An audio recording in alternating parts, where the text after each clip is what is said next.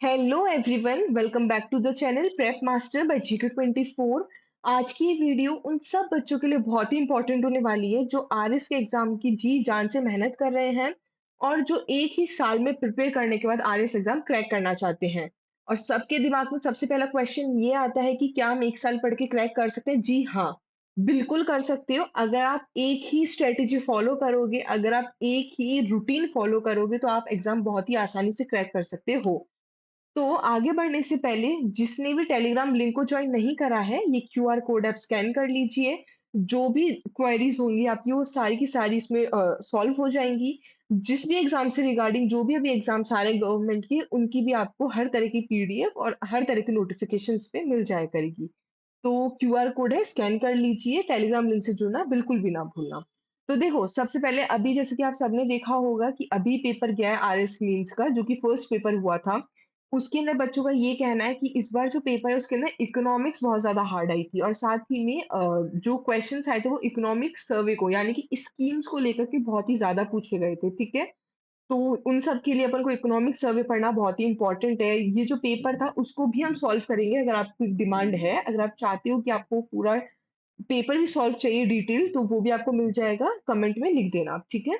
तो देखो, सबसे पहले तो अगर अपन आरएस का एग्ज़ाम की तैयारी कर रहे हैं तो अपन को स्ट्रक्चर जानना बहुत ज़्यादा इम्पोर्टेंट होता है। सबसे पहले जो आरएस का एग्ज़ाम है वो 3 स्टेजेस में होगा और इसको कंडक्ट कराने वाली कौन होती है? आरपीएससी होती है, ठीक है? तो सबसे पहला होता है प्रीलिम्स जिसको अपन प्री कहते हैं, जिसके अंदर आपका एकदम ऑब्जेक्टिव टाइप क्वेश्चन आएगा। एक ही पेपर होगा जो कि 200 मार्क्स का होगा, ठीक है? सबसे पहला प्रीलिम्स होगा, देन आता है मेंस जिसके अंदर 4 डिस्क्रिप्टिव पेपर्स होंगे जिसको अपन जीएस 1, जीएस 2, जीएस 3 ये बोलते हैं, ठीक है? और ये टोटल 800 मार्क्स के होंगे, very very important. Then last one is interview जिसका तो कोई वो ही नहीं है, जो कि पूरा आपका क्या डेफ है, आपने क्या डेफ दिया है, उसके अंदर आपने क्या लिखी है चीजें और आपको क्या नॉलेज है बाहर की, वो सारी चीजें पता होनी चाहिए। उस बेसिस पे आपका क्या कॉन्फिडेंस है, उस बेसिस पे आप इंटरव्यू क्रैक कर सकते हो, जो कि होता है 100 मार्क्स का, ठीक है? तो 3 स्टेजेस में होता है आरएस एग्जाम स्ट्रक्चर अपना। तो अब आगे देखते हैं कि प्रीलिम्स का सब्जेक्ट क्या होता है। प्रीलिम्स में कौन-कौन से सिलेबस आते हैं? तो इसके अंदर जो आता है वो आता है हिस्ट्री, जियोग्राफी, पॉलिटी, इकोनॉमी, ठीक है? मोस्टली फोकस करा जाता है इंडिया और राजस्थान के ऊपर ऑफ कोर्स, ठीक है? प्रीलिम्स के अंदर और साथ ही में साइंस और टेक, करंट अफेयर और रीजनिंग ये 3 सब्जेक्ट्स भी आते हैं, ठीक है? ये इसी के अंदर आते हैं। फिर रीजनिंग जैसे कि करंट अफेयर हो गई, ये लॉन्ग उसमें नहीं आते हैं, डिस्क्रिप्टिव में नहीं आते हैं। ये केवल इसी के अंदर आते हैं प्रीलिम्स के अंदर ही। तो प्रीलिम्स में अपनी हिस्ट्री, जियोग्राफी, पॉलिटी, इकोनॉमी ये सब्जेक्ट्स हो गए और science, tech, current affair, reasoning हो गया, ठीक है? देन कम्स मेंस के अंदर जैसे कि बताया 4 डिस्क्रिप्टिव पेपर होते हैं जो कि टोटल 800 मार्क्स के होते हैं। सबसे पहला होता है जीएस पेपर 1 जिसके अंदर हिस्ट्री, सोशियोलॉजी और ज्योग्राफी होता है, ठीक है? देन कम्स जीएस पेपर 2 जिसके अंदर पॉलिटी, एडमिनिस्ट्रेटिव और मैनेजमेंट ये 3 सब्जेक्ट्स आते हैं। देन कम्स जीएस पेपर 3 जिसके अंदर आपको इकोनॉमी, साइंस एंड टेक और स्टैटिक्स ये सब्जेक्ट्स आते हैं। जीएस पेपर 4 जो कि हिंदी, इंग्लिश को लेकर के होता है।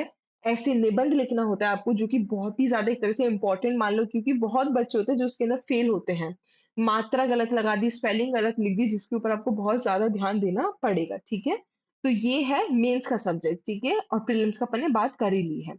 अब देखो अपन 1 साल के अकॉर्डिंग टाइमलाइन और प्लानिंग अगर बिठाएँ, तो देखो जो शुरू के 1 से 4 महीने होते हैं, पहले फेज़ में आपको जो फाउंडेशन है, यानी कि जो प्रीलिम्स और मेंस में क्या बेसिक है जो आता ही आता है, कि ये बेसिक सब्जेक्ट है जो आपको मेंस में भी कंप्लीट करना है, प्रीलिम्स में भी, वो आपको कन एकदम स्ट्रॉन्ग करना है आपका, ठीक है? 1 से 4 महीने के बीच में। इसके अंदर आप एनसीईआरटी पढ़ सकते हो 6th से लेकर के 12th तक की। पॉलिटी सब्जेक्ट के लिए आप लक्ष्मीकांत पूरी पढ़ सकते हो, स्पेक्ट्रम पढ़ सकते हो आप, रमेश सिंह की एक बुक आती है वो पढ़ सकते हो, हिस्ट्री सबके लिए, ठीक है? तो ये सारी बुक्स हैं जो आप पढ़ सकते हो। साथ ही में राजस्थान स्पेसिफिक कंटेंट साथ में स्टार्ट रखो अपना, यानी कि मैं कहना चाहती हूँ, ये तो आप पढ़ोगे मतलब प्रीलिम्स और मेंस का लक्ष्मीकांत, स्पेक्ट्रम, एनसीईआरटी तो पढ़ोगे।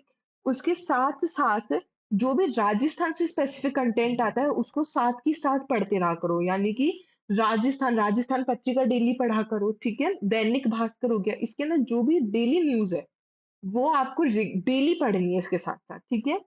फिर आता है 5 से 8 महीने वाला होता है, उसके अंदर आपको एडवांस्ड सोर्स सोर्स उठाना है, ठीक है? यानी कि आरएस मेंस के लिए जो बनी है स्पेसिफिक बुक्स आपको वो उठानी है, ठीक है?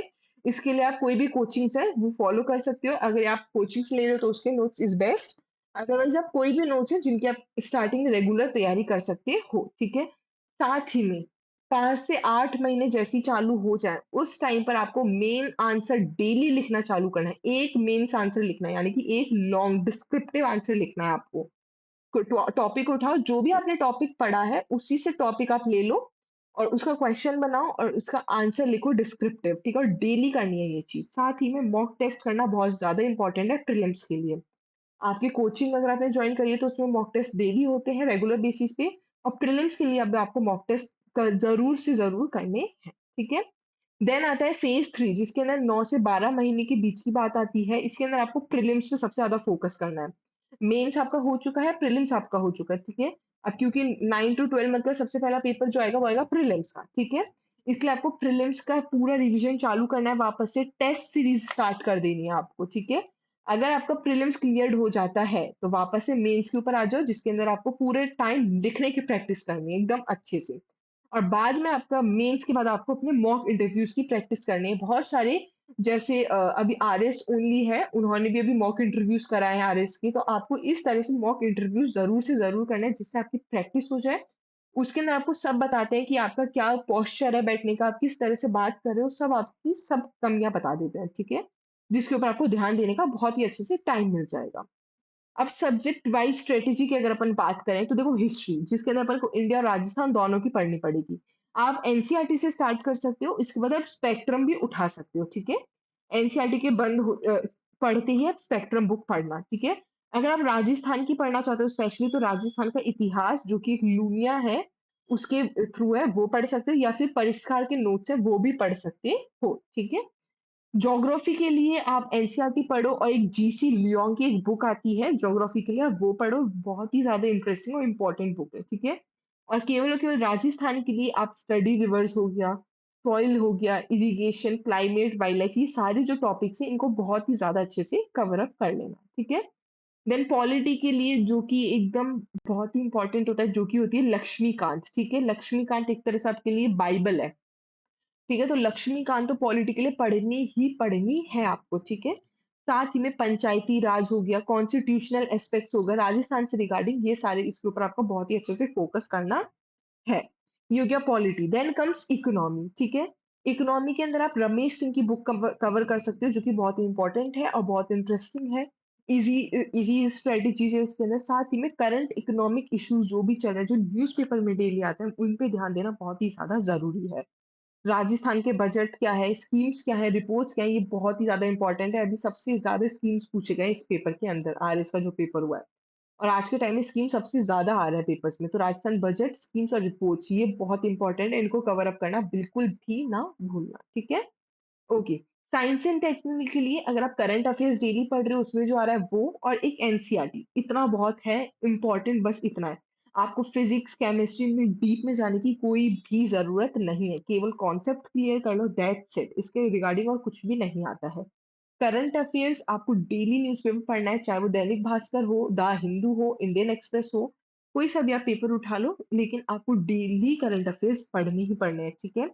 और जब आप करंट अफेयर्स कवर अप कर लो, तो लास्ट में एक मैगज़ीन्स आती है, हर महीने निकलती है, तो आप वो भी कर सकते हो, ठीक है? जैसे कि एक विज़न दृष्टि इनकी, राजस्थान गवर्नमेंट स्कीम लिस्ट, उसके अंदर ये सारी चीज़ें पढ़ना बिल्कुल भी ना भूलना। आंसर राइटिंग प्रैक्टिस आपको डेली करनी है। कोई भी एक टॉपिक डेली चूज़ कर लो, जो आप पढ़ रहे हो ना, वही टॉपिक उठा लो, मैं तो कहती हूँ, ठीक है? जिसके अंदर आपको क्या फ़ॉलो करना है, एक इंट्रोडक्शन, उसकी बॉडी और उसका कंक्लूजन, ये 3 फॉर्मेट में आपको ये आंसर राइटिंग करनी है। फैक्ट्स यूज़ करना, कमिटीज़ उसके अंदर अगर कुछ है तो यूज़ करना, जो भी करंट डेटा है, वो सारी चीज़ें यूज़ करना है। जैसे कि आप पॉलिटी के अंदर मानो इंडिया और पाकिस्तान की किसी चीज़ के बारे में लिख रहे हो, हिस्ट्री में या किसी में भी इंडिया पाकिस्तान के बीच में लिख रहे हो, तो आप करंट डेटा उठा सकते हो। जो भी पाकिस्तान ने जो अभी अटैक करा था, वो करंट डेटा भी उठा सकते हो, ठीक है? तो ये सारी चीज़ें आपको लिखनी है और डेली लिखनी है। देन क्या बुक्स बेस्ट हैं? रिसोर्स की बात करें तो देखो, 6 से 12 तक की एनसीईआरटी आपकी होनी चाहिए, जो कि एक बेसिक होता है। इंडियन पॉलिटी के लिए आप लक्ष्मीकांत पढ़ सकते हो, मॉडर्न हिस्ट्री के लिए आप स्पेक्ट्रम पढ़ सकते हो। जीसी लियोंग की बुक आती है जो कि ज्योग्राफी की है, वो पढ़ो। रमेश सिंह की इंडियन इकोनॉमी पढ़ो, और राजस्थान स्पेसिफिक बुक है जैसे कि लक्ष्य हो गया, पैनोरमा हो गया, परिष्कार हो गया, पीडी नोट्स हो गए, ये आप एकदम कर लो, ठीक है? साथ ही में आप कोचिंग्स अगर ले रहे हो तो बहुत ही ज़्यादा और भी ज़्यादा अच्छा है, आपका बहुत ही डीपली चीज़ें कवर अप हो जाएगी, ठीक है? साथ ही में मेंस राइटिंग बिल्कुल भी करना ना भूलना, डेली आपको लिखनी ही लिखनी है। आप इनसाइट्स की या आईएएस बाबा क्वेश्चन्स हैं जो कि आपको ऑनलाइन में मिल जाएँगे, ये आप डेली सॉल्व करा करो, ठीक है? ये सारी चीज़ें। देन साथ ही में आप आरपीएस की वेबसाइट है उसको फॉलो करना बिल्कुल भी ना भूलना क्योंकि उसपे रिगार्डिंग हर बार नोटिफ़िकेशंस आती है, आपको पता रहेगा। योजनाएँ जो भी हैं, कुरुक्षेत्र मैगज़ीन है, ये आप पक्का पढ़ना और राजस्थान गवर्नमेंट के जो इकोनॉमिक सर्वे जो बजट निकलता है, हर महीने, हर साल, वो बिल्कुल भी पढ़ना ना भूलना, सबसे ज़्यादा इम्पोर्टेंट होता है, ठीक है? एग्ज़ाम के बेसिस पे ये। डेली रूटीन की बात करें, अपने दिन को 8 से 10 घंटा आपको पढ़ना है, तो आप डिवाइड कर लो, ठीक है? दिन में आपको देखो 3 घंटे की स्टैटिक्स सब्जेक्ट्स लेने हैं, जैसे हिस्ट्री, पॉलिटी, 2 घंटे आपको करंट अफेयर्स में देना है, 2 घंटे आपको राइटिंग, रिवीजन, टेस्ट इन सब चीज़ों में देना है। आपके 3, 2 5, 6, 7, 7 घंटे आपके हो चुके हैं, जो कि बहुत ही हैं, ठीक है? अब देखो वीकली गोल्स आप एनसीईआरटी बुक फिनिश करते चलो, 1 मॉक टेस्ट आपको वीक में पक्का देना है, 5 मेन आंसर आपको लिखने ही लिखने हैं 1 हफ्ते में, ठीक है? एक राजस्थान स्पेसिफिक टॉपिक है जो कि आपको रिवाइज करना ही करना है। ये आपका हफ्ते का गोल होना चाहिए और ये आपका पूरे दिन का गोल होना चाहिए। देन मॉक टेस्ट और प्रीवियस ईयर क्वेश्चंस जो कि बहुत ही इंपॉर्टेंट है। मॉक टेस्ट एक तरह से गेम चेंजर होता है। प्रीलिम्स मॉक टेस्ट स्टार्ट करना चालू कर दो, 5वें महीने से तो स्टार्ट ही कर दो, ठीक है? आरएस प्रीवियस ईयर पेपर्स हैं, वो एटलीस्ट 10 साल के पेपर सॉल्व करो बैठ करके। मेन से जो प्रीवियस ईयर क्वेश्चन पेपर है, उनको धीरे-धीरे अटेम्प्ट करो।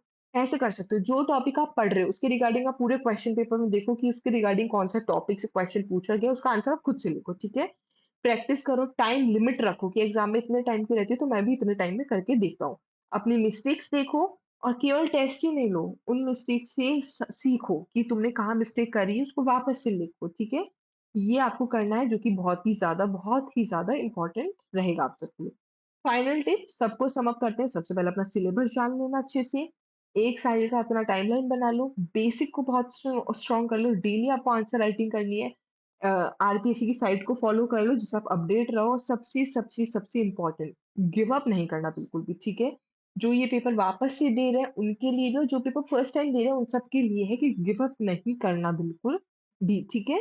तो ये सारी चीज़ें थी कि आप अपने आप को कैसे स्ट्रॉन्ग कर सकते हो और फर्स्ट अटेम्प्ट में पेपर निकल जाएगा, बहुत ईज़िली निकल जाएगा अगर आप एक रूटीन फॉलो रखते हो तो, ठीक है? कंटिन्यूटी बहुत ही ज़्यादा इम्पोर्टेंट रहेगी, ठीक है? ओके, जिसको भी अपनी इंग्लिश और वोकैब बहुत स्ट्रॉन्ग करनी है, वो वोकैब 24 ऐप डाउनलोड कर सकता है। साथ ही में जिसके अंदर आपको 999 का एडवांस प्लान मिलेगा और 599 का बेसिक प्लान मिलेगा।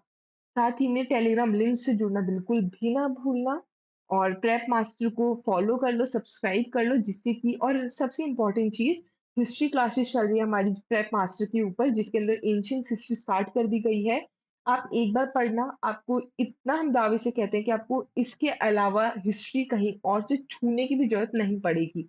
ये एकदम गारंटी श्योरिटी के साथ कह रहे हैं, क्योंकि हम भी उसी चीज़ को करके आगे निकले हैं। आपके लिए भी बहुत इंटरेस्टिंग रहेगा, बहुत ही ईज़ी लैंग्वेज में पढ़ाया जा रहा है। तो बिल्कुल भी सब्सक्राइब करना ना भूलना, चैनल को प्लीज़ सब्सक्राइब कर लो और अगर आपको अभी जो आरएस का पेपर है, उसके आंसर्स चाहिए, डिटेल में चाहिए, तो कमेंट बॉक्स में पक्का लिखना, आपको वो भी मिल जाएगी, ठीक है? Thank you all for watching this session. I hope आपको वीडियो इंटरेस्टिंग लगी होगी। ज़्यादा से ज़्यादा वीडियो को शेयर करना, लाइक करना और कमेंट करना आपको और इसमें क्या चेंजेस चाहिए और आपको किस रिगार्डिंग वीडियोस चाहिए और चैनल को सब्सक्राइब करना बिल्कुल भी ना भूलना। Thank you.